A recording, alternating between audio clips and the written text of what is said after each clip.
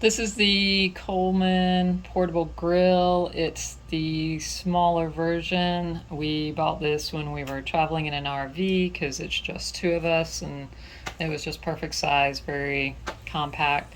Right now it's set up because we live in Florida and hurricane prep in case our power goes out.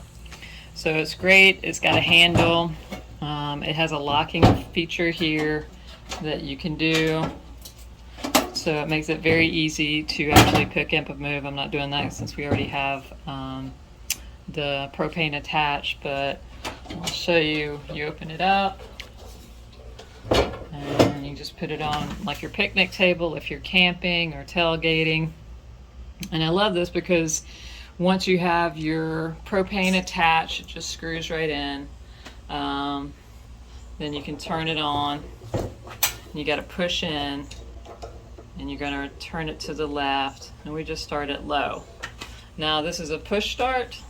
We actually have had this for a while and haven't used it probably in a year or so, and it started right up. So I love it. And then if you want a little higher, obviously you can get the flames up a little higher, and it's immediately warm.